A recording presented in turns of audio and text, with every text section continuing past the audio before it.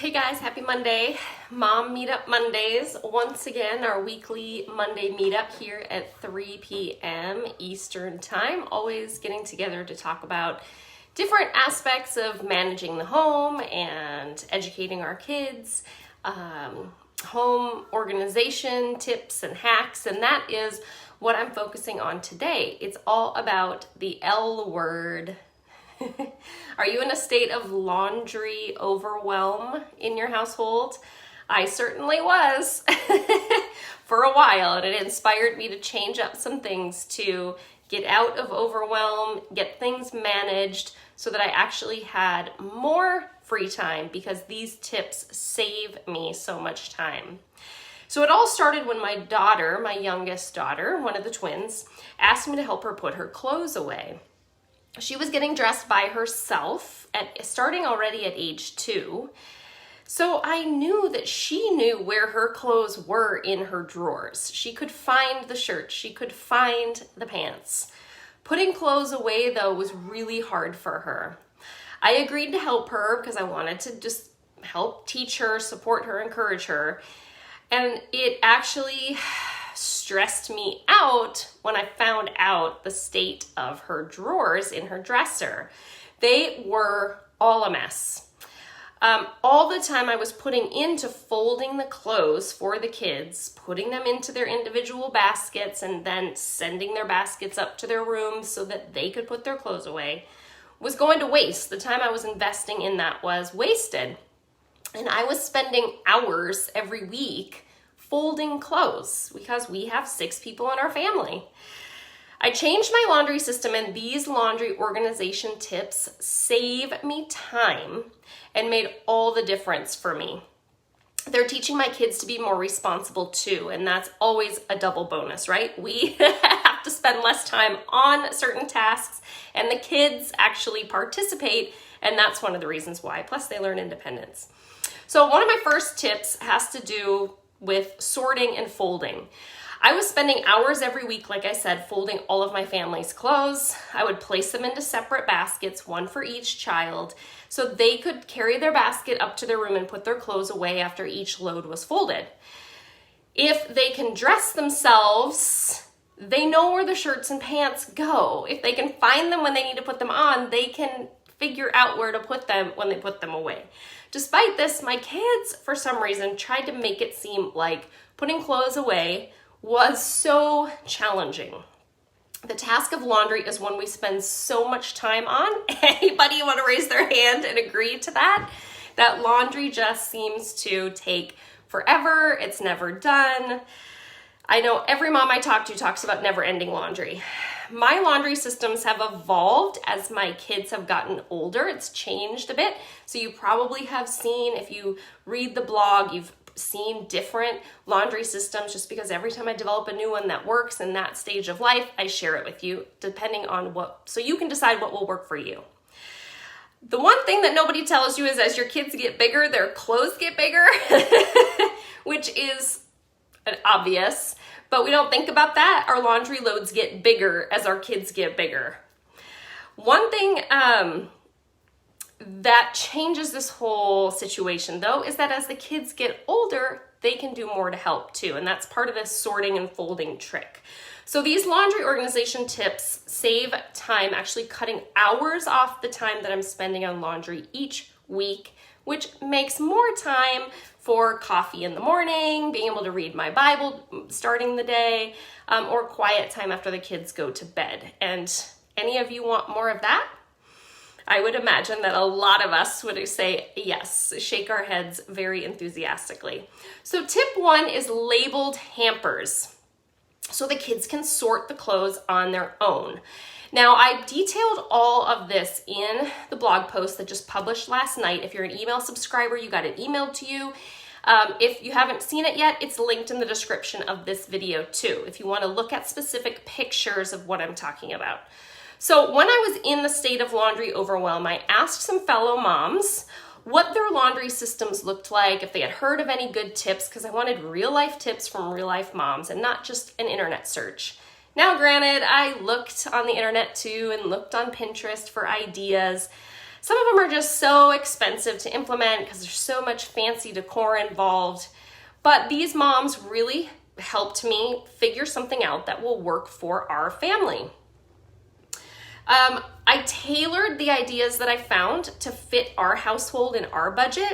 So it's definitely a situation where you could change things up to fit your decor and your budget depending on what that might be.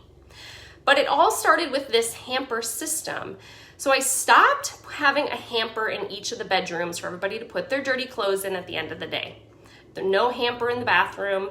And I went to multiple hampers labeled for each of the loads. I sort my clothes into color loads. So we have like reds, pinks, and oranges, and yellows, blues and greens, black and brown and dark gray, the bright whites where I use my DIY bleach made out of peroxide and lemon essential oil to brighten them, the light load, the towels and the sheets, because that all just gets washed together in hot water in our house. Again, if you want pictures of what I'm talking about, the blog post linked in the video description, I'll share that. So sorting the laundry every Monday morning was taking a lot of time. It was also producing a lot of piles of sorted laundry in the hallway in our old house. The kids would play around the piles when their friends would come over during the day or after school, and the piles were still there because I could never finish all the laundry in one day. It just did not work. It still does not work in our household with as many people as we have. It just was not okay with me to have kids playing around all the dirty clothes. So I switched to this pre-sorting idea. Bought hampers for each of the loads of laundry, and I bought these clear luggage tags that you actually can customize the card that goes in it, and then it sticks shut, so it's watertight, it's, safe and durable, and each hamper had a label for the load. So the kids, when they change at the end of the day, everybody just takes their clothes and pre-sorts them in the hampers where they go, and I can see which loads need to be washed when I start laundry on Monday. Some weeks I can bypass certain loads because if the hamper's not full, then I don't have a full load and I don't necessarily need to wash it. Tip number 2 is I stopped folding clothes for the kids. That just happened when we moved into this house here at the end of July. And this is a tip that I got from one of my former neighbors and friends. My kids just have a different idea of what clean and organized should look like than I do. And when I would help them put their clothes away, their drawers were always in a state of mess because they just rifle through it to find what they want and put stuff back and mix stuff up. I don't know what was going on, but it certainly didn't work with the way my brain worked. And it was stressing me out if they'd ask me to help them. I don't know where the shirts go because everything's mixed in one drawer, and we'd have to take everything out and resort it all the time. It was just a waste of time. I switched to, the kids have their individual baskets like I talked about before. So there's one for my 12-year-old, one for my 9-year-old, and then each of the twins have their own. I take the clothes out of the dryer all together, and then I sort the kids' clothes into their baskets and put mine and my husband's clothes on our bed.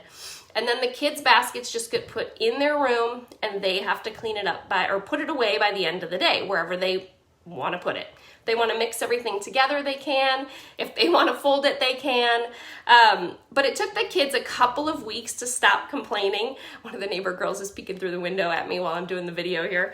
It took them a couple of weeks to kind of get into the new system.